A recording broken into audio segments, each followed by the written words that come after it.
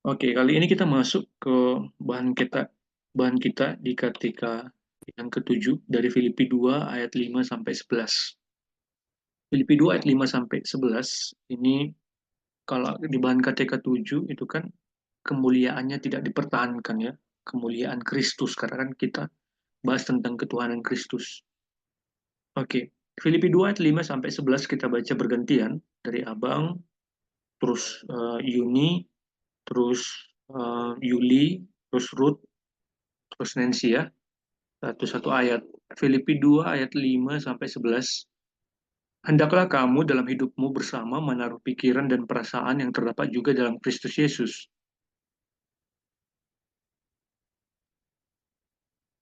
yang walau yang walaupun dalam rupa Allah tidak menganggap kesetaraan dengan Allah itu sebagai milik yang harus dipertahankan, melainkan telah mengosongkan dirinya sendiri dan mengambil rupa orang hamba dan menjadi sama dengan manusia. Dan dalam keadaan sebagai manusia, ia telah merendahkan dirinya dan taat sampai mati, bahkan sampai mati di kayu salib. Itulah sebabnya Allah sangat meninggikan dia dan mengaruniakan kepadanya nama di atas segala nama. Supaya dalam nama Yesus bertekuk lutut segala yang ada di langit dan yang ada di atas bumi dan yang ada di bawah bumi.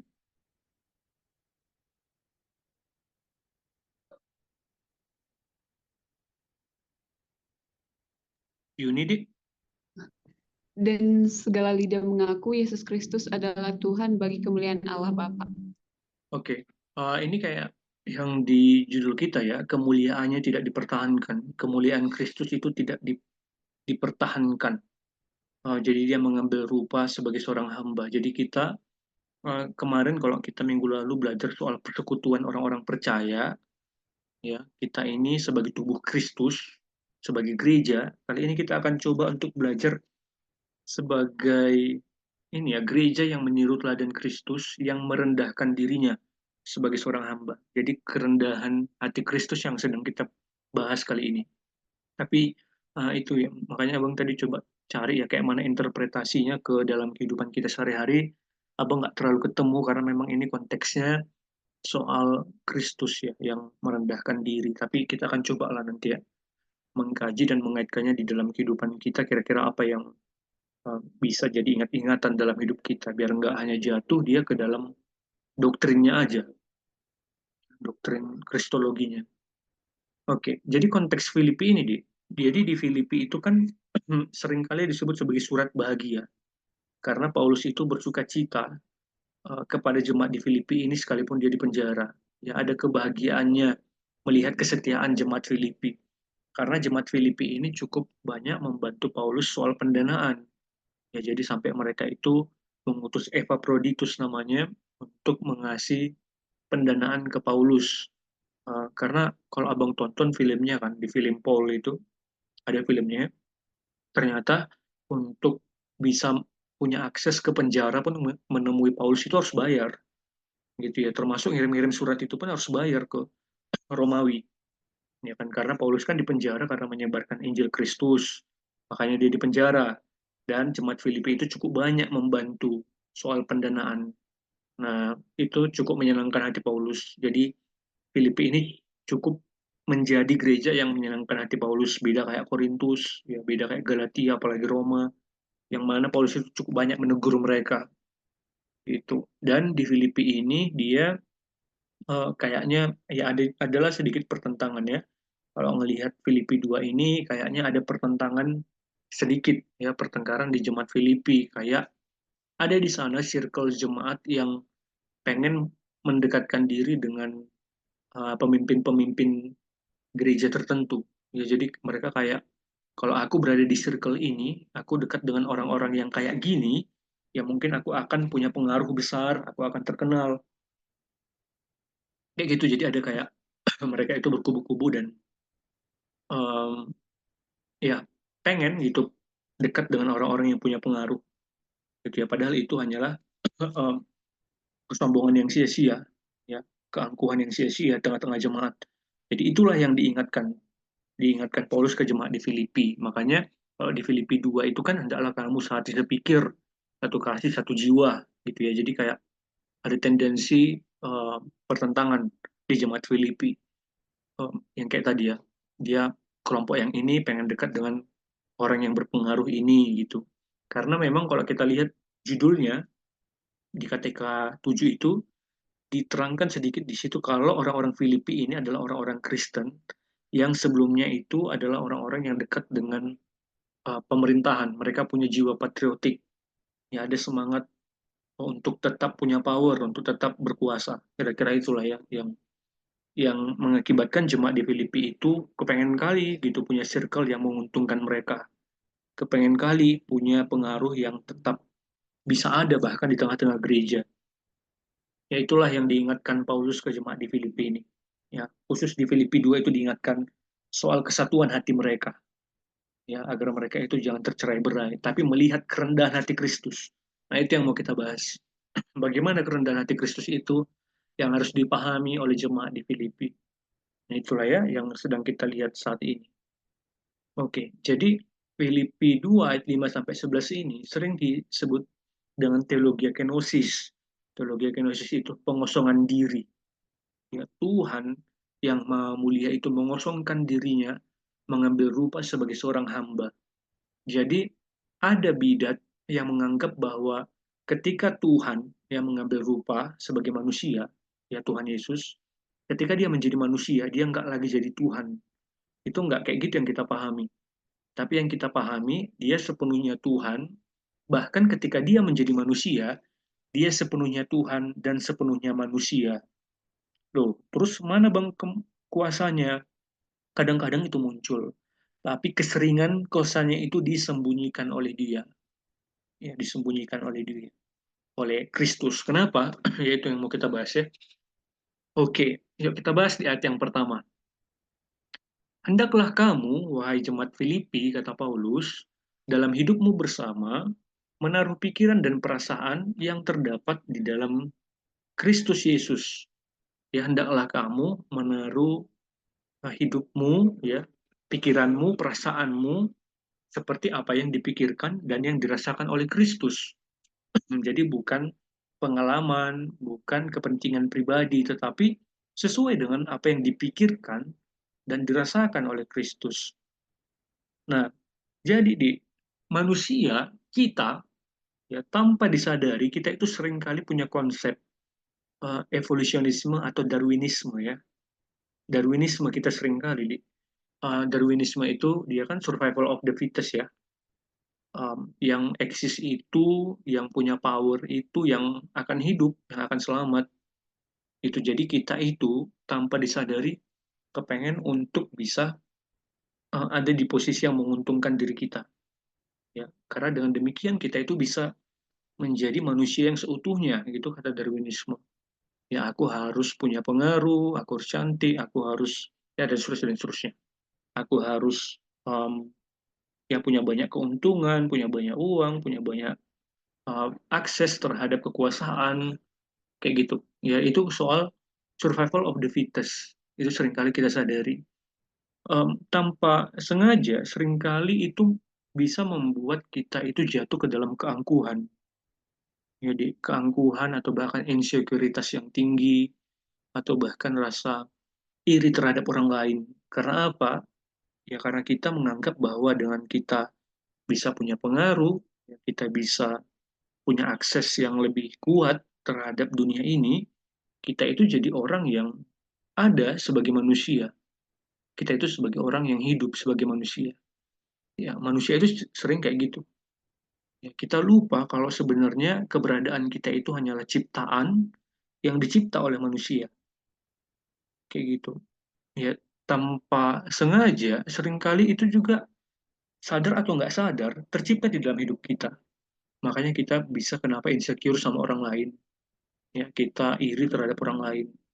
Karena kita punya konsep kayak tadi, survival of the fittest itu, di orang yang fit, orang yang um, keren, ya itu yang akan bertahan. Gitu ya. Tapi konsep Kristen itu nggak kayak gitu ya. Konsep Kristen itu dia menyadari bahwa dia itu adalah ciptaan yang dicipta oleh Tuhan. keberadaannya sebagai ciptaan itu sangat membahagiakan kita sebagai manusia. Nah, itulah pikiran dan perasaan ya yang dirasakan oleh Kristus. Kita punya posisi sebagai ciptaan, dia pun yang dalam kemuliaannya itu pun nggak mempertahankan kemuliaannya untuk mengajari kita, ya gerejanya, untuk mengajari kita ciptaannya. Jadi kemarin nggak abang tonton sih, tapi ada abang tonton cuplikannya. Ceritanya tentang ada ini di 7 orang yang lahir lah, 7 orang yang lahir dengan kuasa yang dengan kehebatan masing-masing. Jadi mereka ajaib gitu kan, di. Jadi ada 7 orang yang punya keunikan lah dalam proses kelahirannya. Jadi mereka itu dianggap punya punya power, punya apa namanya, punya apa ya, kayak magic gitu deh, kayak sihirnya gitu sih.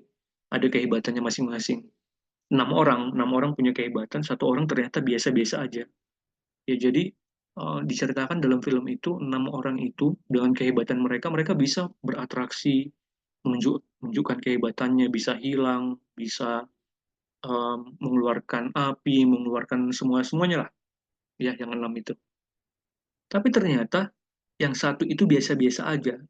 Dan dari cerita itu, yang 6 itu mereka sibuk menjalankan banyak hal, mereka berperang, bahkan ada yang terluka. Yang satu itu ya hanya membantu sebisanya, kadang-kadang sembunyi, ya kadang-kadang kayak jadi orang biasa. Dan film itu kayak bilang ternyata menjadi orang biasa-biasa aja itu mendamaikan kayak gitu. ya, ya gitulah kira-kira isi dari filmnya. Menjadi biasa-biasa itu ternyata nggak seburuk kelihatannya. Ya. Nah, itulah kira-kira ya di pikiran dan perasaan yang sama seperti Kristus, yang solider dengan orang lain, gitu, yang menyadari posisinya itu sebagai ciptaan, tetapi dia tetap mensyukuri keberadaannya sebagai ciptaan, gitu. Dan itulah yang diingatkan kepada jemaat di Filipi, ya, biar nggak hanya pengaruh soal circle mereka, pengaruh akan kekuasaan mereka, tetapi sebagai jemaat lah, ya, yang meniru teladannya Kristus, ya, yang mau mengambil peran sebagai seorang hamba, yang mau berperan sebagai orang biasa-biasa aja. Itu Yesus, ya. Oke, yang terdapat juga di dalam Kristus Yesus. Ya, kayak mana rupanya Kristus itu?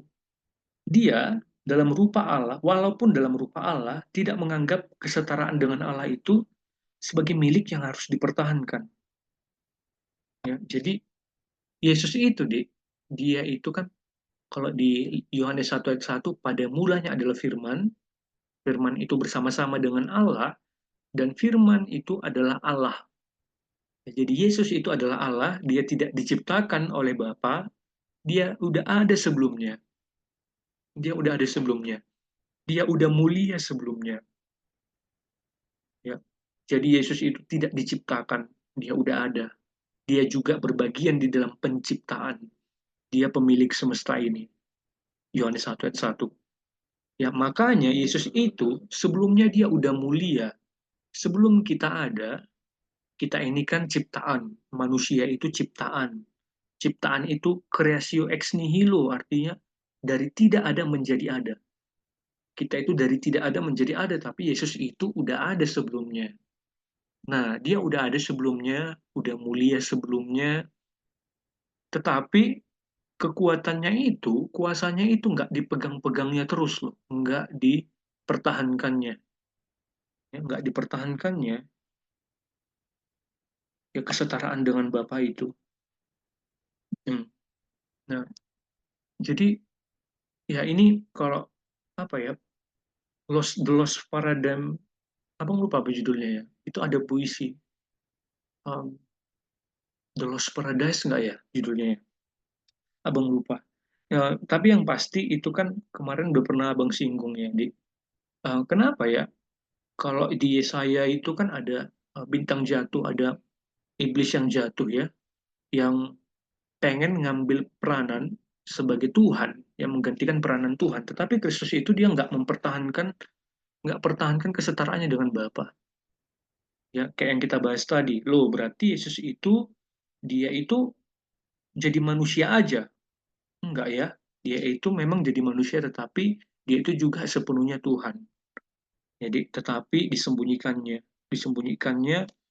karena apa? Karena dia itu pengen sama seperti kita sebagai manusia. Oke, ya, dia nggak menganggap kesetaraan dengan Allah itu sebagai milik yang harus dipertahankan. Nggak dipegang-pegangnya kemuliaannya itu, ya, nggak dipegang-pegangnya kemuliaannya itu, tetapi dia dengan rela hati datang menjumpai kita, kayak di Yohanes itu ya, Yohanes 1. Dia turun ke tengah-tengah dunia dan bersama-sama dengan kita. Kadang-kadang kita sebagai manusia ini suka kali, ya, ketika ada di dalam kenyamanan itu, di dalam kemuliaan itu kita pegang, ya, kita pegang. Makanya nggak heran kenapa kita itu em, ya kadang-kadang bisa jatuh sih di dalam dua keadaan. Seringkali manusia itu bisa jatuh ke apa ya, Dek? Dia itu nggak bisa diganggu atau nggak bisa diminta bantuannya. Langsung marah, langsung kesal. Karena apa? Dipegang keadaannya, dipegang posisinya, kenyamanannya. Kadang-kadang juga ada juga orang yang akhirnya nggak mau repot, gitu, nggak mau repot, tapi selalu merepoti orang lain. Termasuk di dalam diskusi itu bisa ini ya, bisa kelihatan juga ketika dia selalu yang pengen merasa benar, nggak mau mendengarkan pendapat orang lain. Ya, keadaan-keadaan ini karena apa? Karena dia punya ketetapan yang kayak memegang dirinya terus gitu ya di dalam kenyamanannya. Dia nggak pernah melihat kalau orang lain itu juga perlu untuk diperhatikan. Orang lain itu juga perlu untuk dikasihi. Itu yang dilakukan oleh Kristus ya. Dia nggak dipegang-pegangnya kesetaraan dengan Bapaknya itu. Ya, sekalipun dia nggak bisa melepaskan kemuliaannya, dia tetap Tuhan, tetapi itu nggak dipertahankannya, itu nggak diutamakannya. Itu yang diutamakannya itu apa? Manusia yang dikasihinya. Ya, jadi dia nggak mempertahankan kemuliaannya, dia nggak ya menganggap kesetaraan dengan Bapa itu sebagai sesuatu yang harus dipertahankan, tetapi dia mengosongkan dirinya. Dia mengosongkan dirinya dan mengambil rupa sebagai seorang hamba dan menjadi sama dengan manusia.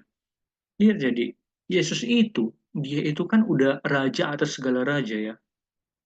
Dia itu raja atas segala raja. Dia pencipta semesta ini. Ya, nggak hanya manusia, nggak hanya tumbuh-tumbuhan, tanaman, bumi, air, planet atau surya, baru apa ya? Bahkan katanya ada ya multiverse, nggak hanya universe ini tapi multiverse. Jadi itu sangat besar ciptaannya, melampaui apa yang bisa kita pikirkan, apa yang dijangkau oleh manusia ini. Sampai sekarang kan multiverse itu belum bisa dijangkau. Sampai berapa jauh itu jaraknya. Dia pemilik itu. Ya, dia pemilik semesta itu. Kita itu hanya bagian kecil yang kadang merasa diri paling penting. Jadi kita sebenarnya nggak penting-penting kali. Gitu. Tetapi dia yang penting itu pun, ya, dia mengambil rupa sebagai seorang hamba. Bisa aja loh, bisa aja loh dia ngambil peran sebagai manusia tetapi jadi raja. Ya, dia tetap jadi raja di bumi ini, tapi nggak diambilnya.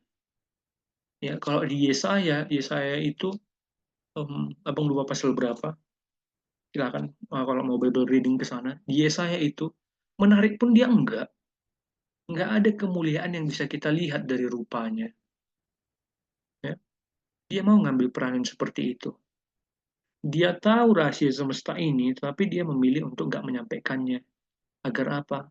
Agar dia bisa secara leluasa berinteraksi dengan kita.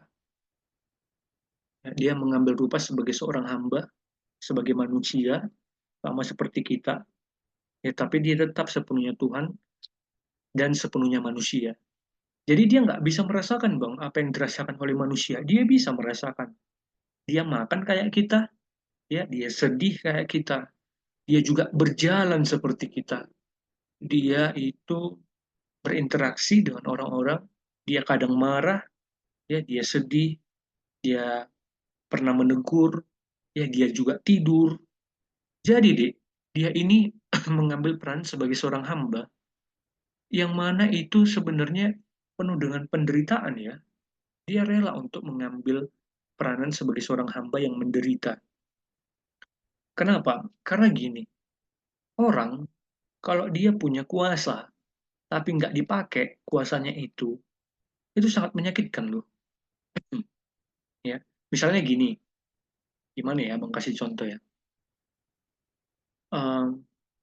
Misalnya ada orang yang lemah, gitu ya, ada orang lemah, terus dia dihajar sama orang lain ya kan, dia dihajar, ya udah, dia hanya cukup pasrah dan menerima itu ya kan. Tapi dek, ini ada orang yang punya kuasa, yang pemilik semesta ini, dia dihajar kadang-kadang kalau ngomong, mungkin ada orang yang menghina dia, ada yang mempermalukan dia, tapi nggak dibalas loh, nggak dibalas, ya nggak dibalas kejahatan orang itu. Kenapa? Ya karena dia rela mengambil peran sebagai seorang hamba, karena dia terlalu mengasihi kita, karena dia terlalu mencintai kita, gitu. Makanya Allah itu adalah kasih, ya. Dia udah mengasihi dari kekal hingga kekal, kayak gitu. Ya, dia terlalu mengasihi kita dan kita nggak cukup kuat bisa mengenal kasihnya. Nah, ini dia mengambil peran sebagai seorang hamba dan menjadi manusia sama dengan kita, menderita sama seperti kita. Mungkin ketika orang lain menghina dia, dia nggak balas. Ya, dia tahu itu apa yang dipikirkan orang lain, tetapi dia tetap berinteraksi dan mengasihi orang itu. Gitu deh. Dia mengosongkan dirinya. Ya, tetap kemuliaan itu ada, tetapi disembunyikan oleh dia. Gitu. Ya, abang hanya mau kita untuk ini ya, merenung kayak mana ya kira-kira kita di dalam keseharian kita. Kadang-kadang kita itu kalau ada orang punya pengaruh, sangat kita hormati. Ya. Tapi kali ini Yesus itu mengambil peran sebagai orang yang sangat hina, sangat menjijikkan. Jangan-jangan itu adalah orang-orang yang sering kita abaikan. Makanya Yesus itu bilang, dia kan bilang, apa yang kau lakukan kepada orang yang paling kecil ini, kau lakukan kepada aku. Karena dia mengambil peran sebagai orang yang paling kecil. Ya. Jadi coba ya kita renungkan, deh, berapa banyak orang kecil yang udah kita abaikan ya? Berapa banyak orang kecil yang nggak kita dengarkan, yang kita anggap, yang pernyataannya itu baik, tapi kita abaikan. Karena Yesus juga ngambil peranan seperti itu. Ya, abang rasa hatinya Tuhan itu sangat memperhatikan orang-orang yang hina.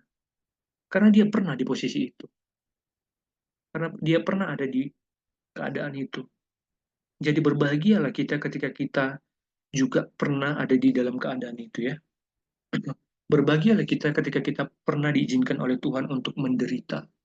Karena kita punya kesempatan untuk merasakan apa yang Tuhan rasakan. Gitu ya, Di. Makanya kalau ini di dalam pergumulan, di dalam apa ya bahasanya, abang lupa, pernah abang baca. Di dalam pergumulan, ternyata sangat baik ketika kita bergumul, sangat baik juga untuk ini ya bersyukur ya. Ternyata bergumul itu nggak bisa dilepaskan antara ucapan syukur dengan penderitaan, gitu ya. Ya, jadi abang rasa itu ya yang dirasakan oleh Kristus ya. Dia merasakan apa yang kita rasakan di dalam penderitaan kita, sekaligus dia mengasihi orang lain.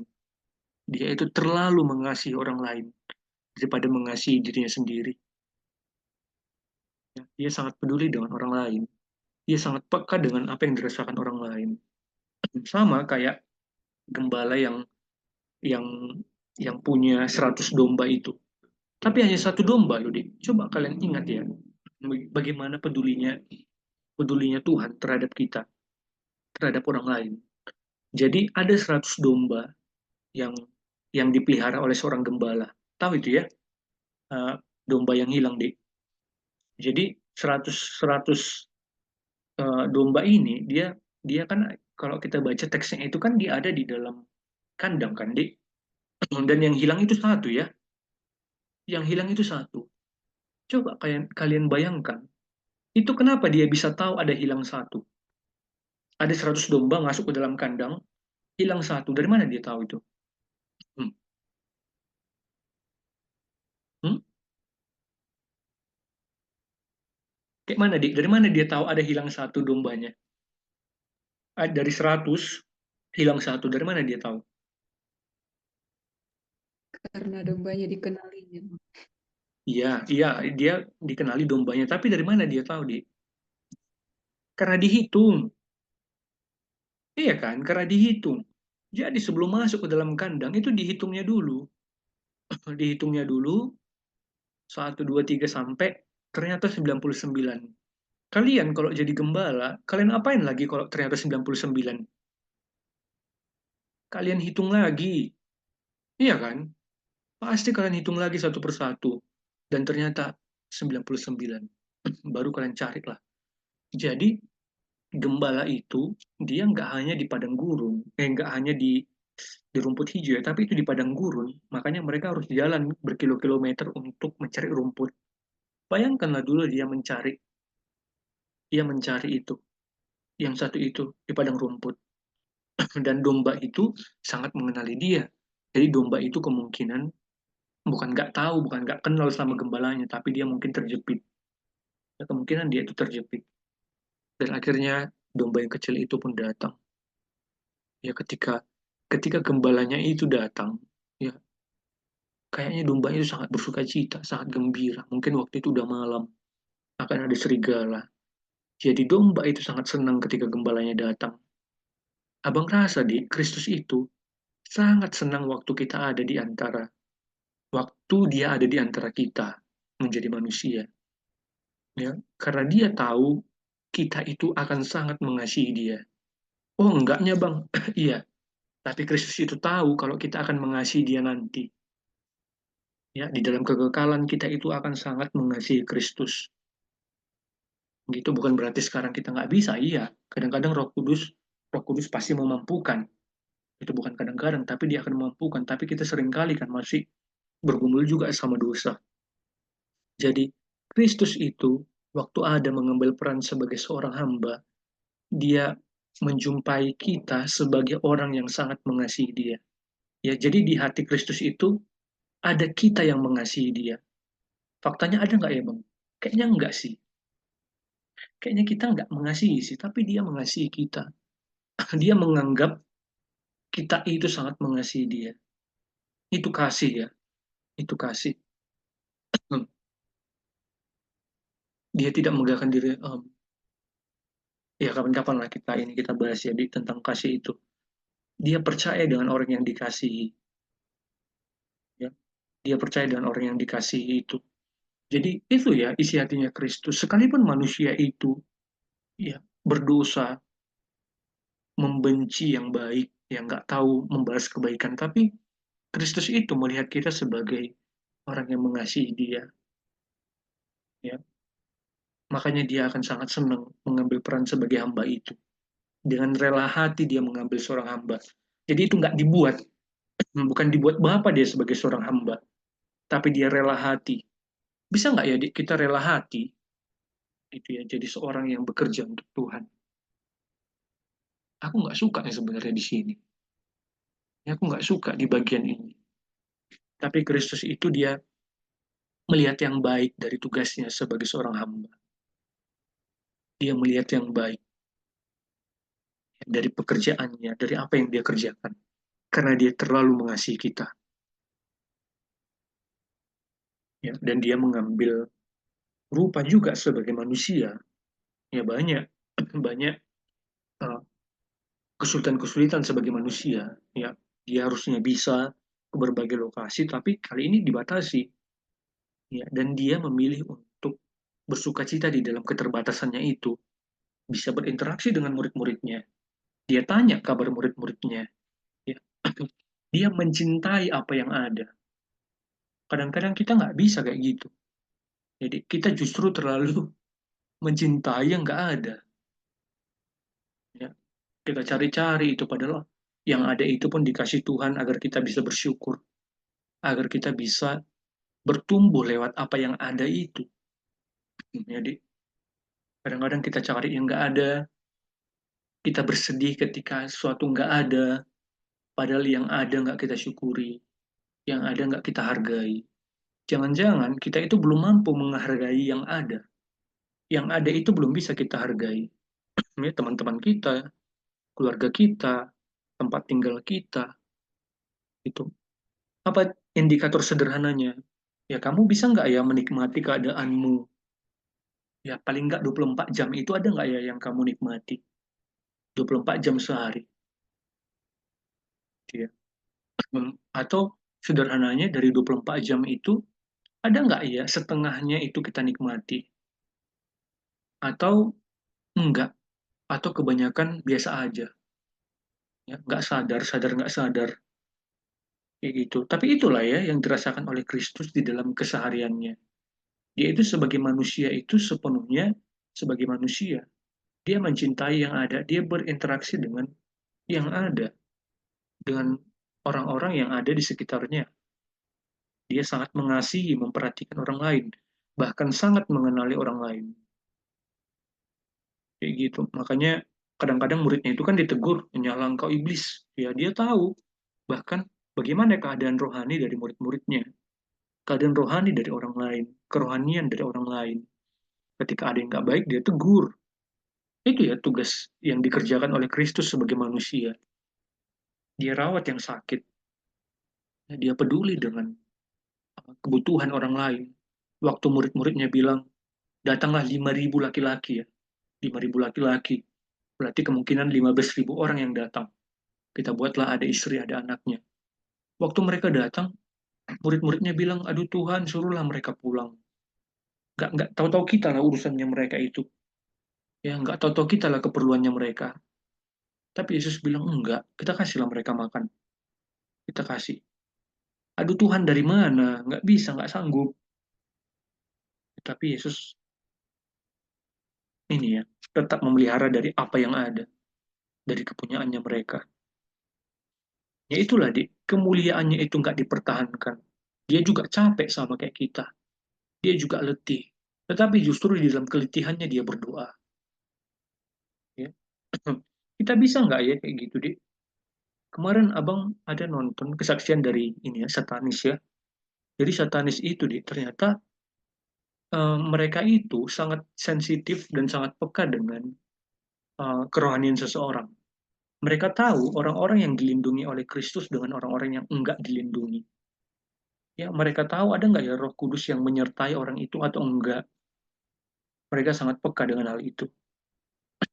Dan orang-orang yang nggak disertai oleh Tuhan, ya itulah ya yang seringkali jatuh ke dalam berbagai-bagai pencobaan, seringkali mengalami kesesakan di dalam hidupnya, nggak punya kegembiraan. Jadi kalau kalian tahu uh, apa ya, inkubus dan sakubus ya. Abang pernah bilang itu nggak, Di? Nggak pernah ya. Inkubus dan abang lupa. Inkubus dan sakubus ya. Jadi itu istilahnya mereka, ya istilah orang-orang uh, ya penyembah setan, penyembah iblis. Jadi mereka itu ini sebenarnya ada di kitab Talmud. Kitab Talmud itu kitabnya orang Yahudi dan itu ada juga di Inkubus dan Sakabus itu di Yesaya. Itu ada. Jadi itu cerita tentang um, apa? Air bah, ya waktu air bah kan kenapa Tuhan marah kepada manusia? Karena um, ini karena anak-anak Allah itu menikahi anak-anak manusia. Gitu ya. Ada malaikat yang jatuh ke dalam dosa dan akhirnya mengawini manusia itu kan. Maka lahirlah raksasa-raksasa. Itu ya. Itu katanya inkubus atau sakabus. Tunggu abang cek dulu ya. Iya inkubus. Inkubus. Abang lupa kalau yang perempuan apa ya? Sakabus kayaknya. Nah itu ada di Yesaya, ada di kitab Talmud dan ada di kepercayaan orang-orang penyembah itu, penyembah antikristus itu. Jadi itu bicara soal bagaimana malaikat yang jatuh itu pun tetap pengen punya relasi yang intim dengan manusia, bahkan sampai sekarang. Itulah kira-kira. Nah, makanya coba pikirkan ya, Dik.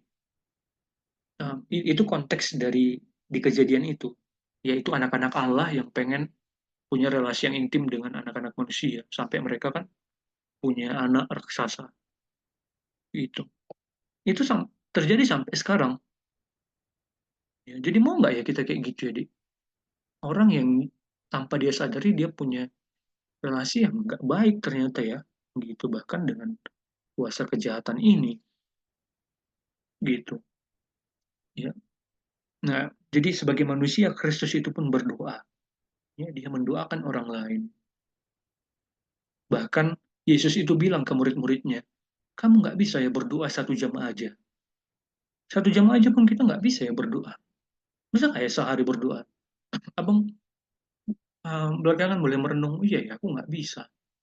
Aku padahal pengen kali kalau bisa ngobrol sama orang-orang, ya cerita berjam-jam, datang ke rumahnya atau mereka datang ke rumahku. Tapi nggak bisa nggak ya aku kayak menyadari kayak aku datang ke dalam kemuliaannya Tuhan, ke istananya itu, dan ngomong, cerita, kayak aku di kursi yang sama dengan teman-temanku.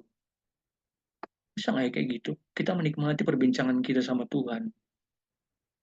Yesus itu pun berdoa, ya dia berjam-jam berdoa kepada Bapaknya. Dan itu standar yang dibilang Tuhan sebenarnya ke murid-muridnya yang di Taman Getsemani itu, Dik.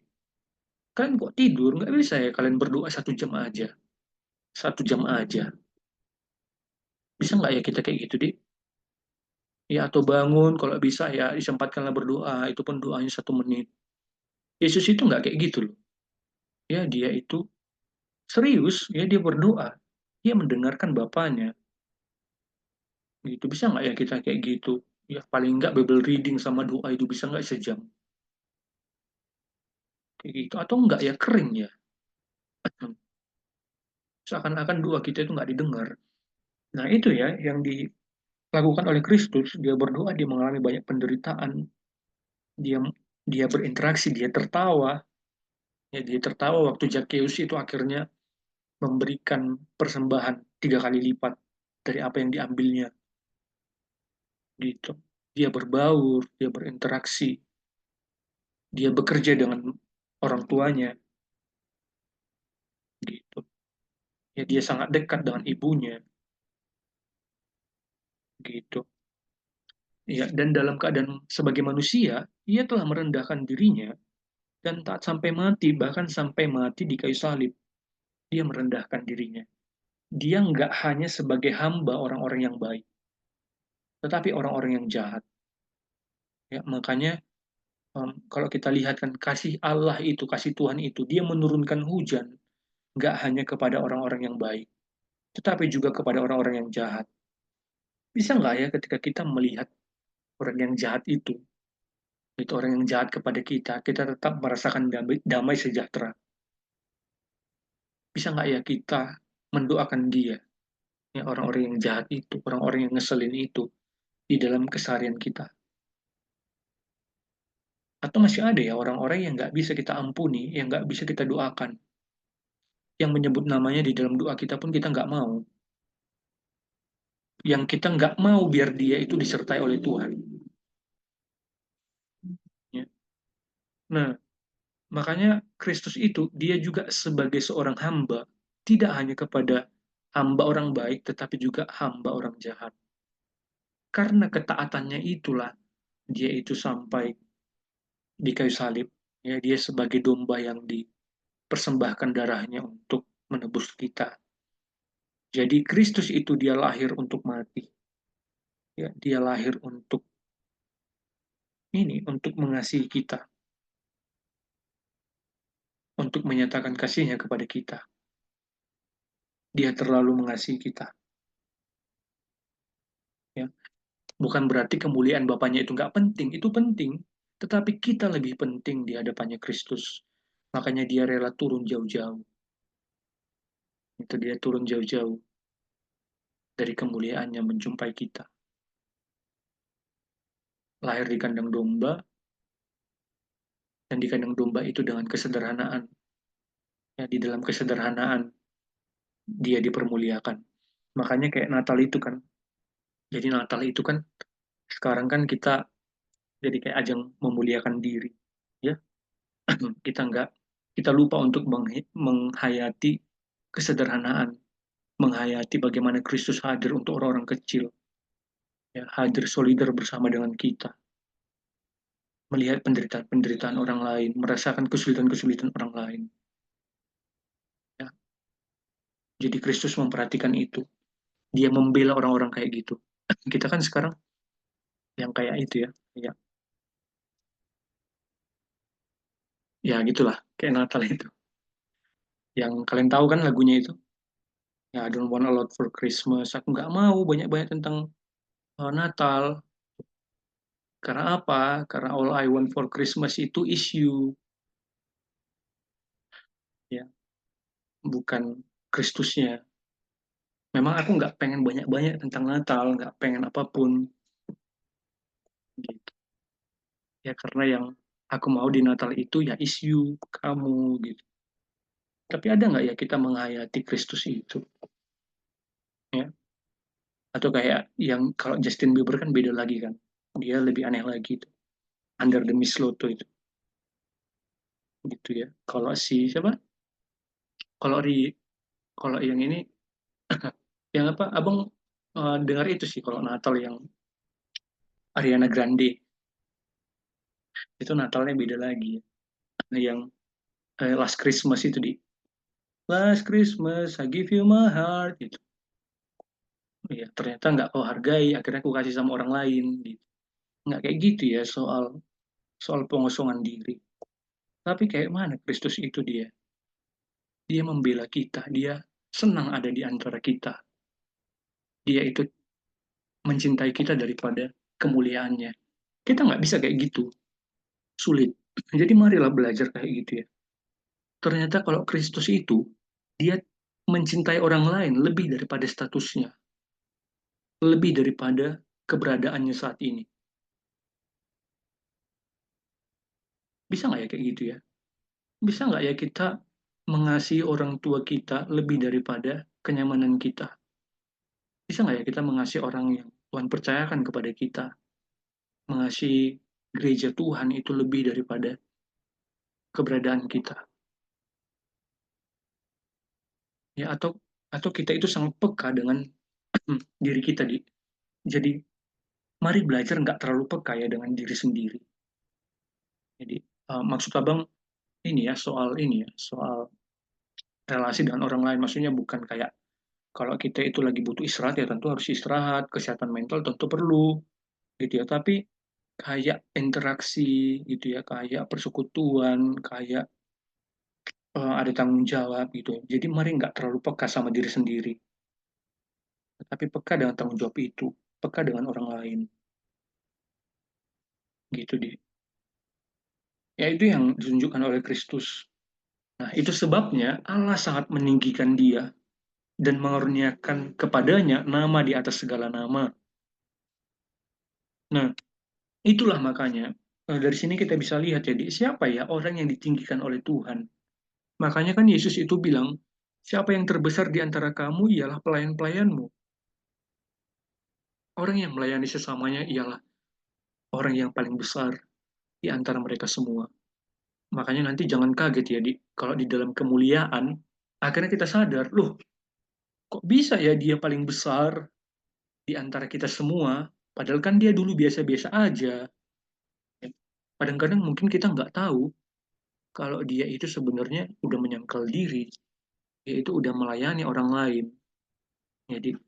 Jadi, konsep penyangkalan diri itu nggak hanya ketika em, apa ya kita berpuasa, kita kita apa ya berkorban lebih, tapi kadang-kadang di dalam penderitaan pun, di dalam kesesakan, ya bisa nggak ya kita juga bisa menyangkal diri.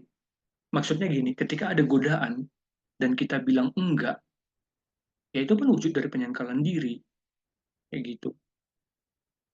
Jadi bisa nggak ya kita kayak gitu menyangkal diri, yang mengikuti Kristus, melayani orang lain. Karena orang-orang yang kecil itulah yang sangat diperhatikan oleh Tuhan. Cuma kan kita nggak mau kayak gitu. Kita itu kan lebih suka kalau kita itu diperhatikan, ya.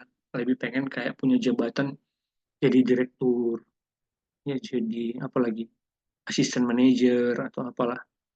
Kalau bisa cepat-cepat dipromosikan, itulah tujuan kita ya. Kita nggak pengen kayak membantu orang lain biar dia dipromosikan. Ya, apalagi kalau kita tahu dia itu punya kemampuan, silahkan dorong, silahkan doakan. Jadi Bang, rasanya itu sesak loh. Kayak, aduh, hina kali lah aku ini gitu. Akhirnya aku pun iri lah jadinya melihat dia itu dipromosikan, gajinya tambah, dia senang-senang. Tuhan itu sangat loh mengasihimu. Ya, dia itu memperhatikanmu. Dan kayaknya di dalam keadaan itu, Tuhan itu akan ngasih kita anugerah untuk bisa menikmati, ya, menikmati doa, menikmati interaksi dengan orang lain. Karena untuk menikmati itu datangnya dari Tuhan, bukan dari dunia ini. Jadi untuk menikmati sesuatu, itu datangnya dari Tuhan, bukan dari dunia ini. Kemampuan menikmati, anugerah untuk menikmati datangnya dari Tuhan. Oke, dan supaya dalam nama Yesus bertekuk lutut segala yang ada di langit dan yang ada di atas bumi dan yang ada di bawah bumi, dan segala lidah mengaku Yesus Kristus adalah Tuhan bagi kemuliaan Allah Bapa. Jadi, sampai nanti pada akhirnya, ya, karena ketaatannya sampai mati, mengorbankan darahnya di kayu salib, biar apa? Biar akhirnya kita sadar bahwa nggak ada Tuhan yang seperti ini. Hanya Tuhan orang Kristen, Tuhan yang dari kemuliaannya mau mengorbankan dirinya untuk kita. Nggak ada Tuhan orang lain, nggak ada kayak gitu. Hanya Tuhan orang Kristen yang kayak gitu. Yang turun dari kemuliaannya untuk menjumpai ciptaannya. Bahkan rela mati untuk ciptaannya. Jadi, dan sampai akhirnya ya semua orang tahu bahwa Kristus itu adalah Tuhan. Jadi nanti kita tahu Tuhan, Yesus itu adalah Tuhan bukan hanya kepada orang-orang yang di surga, tapi orang-orang yang di neraka pun mereka akan tahu bahwa Kristus itu adalah Tuhan.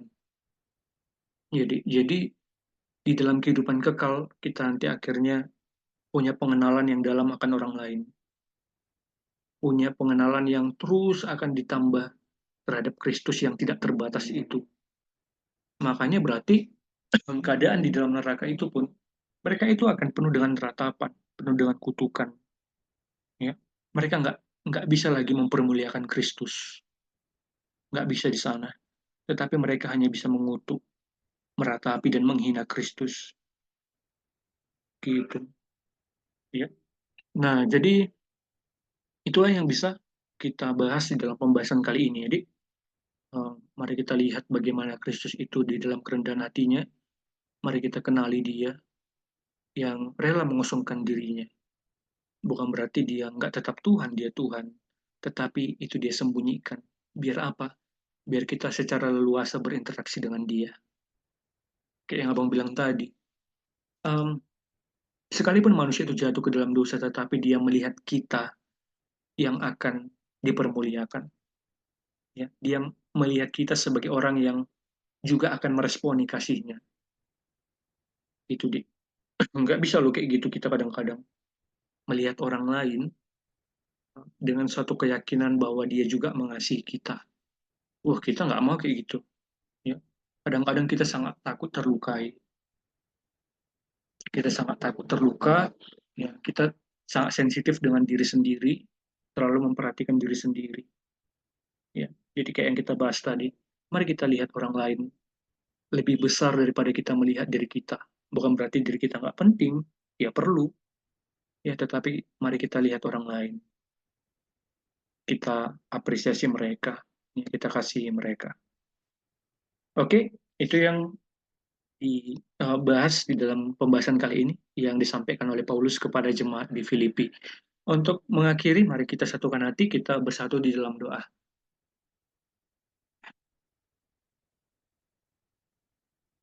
Kami bersyukur ya Tuhan di dalam pembahasan kali ini kami boleh merenung dan menghayati Engkau, menghayati bagaimana Engkau mengasihi kami, mengorbankan dirimu untuk kami, tercurah darahmu untuk kami ya Tuhan. Mampukan kami untuk bisa menghayati itu, mampukan kami untuk bisa mengerti bahwa Engkau adalah Allah yang terlalu mengasihi kami. Ajari kami untuk bisa bersyukur, menghargai kebaikan Tuhan. Kami sadar kami sangat lemah, sangat hina ya Tuhan. Kadang-kadang kami benci kepada sesama kami benci juga terhadap Engkau. Mampukan kami untuk melihat diri kami sebagai orang yang ditebus oleh Kristus. Seperti domba yang dijemput oleh gembala. seperti domba yang penuh dengan kegembiraan saat gembalanya datang. Mampukan kami untuk menghayati itu ya Tuhan. Terima kasih untuk tulisan Paulus kepada jemaat di Filipi ini. Kiranya ini boleh menjadi kekuatan bagi kami untuk menyadari bahwa Engkau adalah Tuhan yang mengosongkan dirimu, yang tetap mulia, tapi karena Engkau mengasihi kami, Engkau rela untuk sama seperti kami. Terima kasih ya Allah, hanya melalui nama yang indah Tuhan kami Yesus Kristus, kami serahkan pembahasan ini ke dalam tangan pengasihan-Mu. Amin. Oke, Dik, sampai situ ada yang mau ditanya? Ada mungkin pertanyaannya?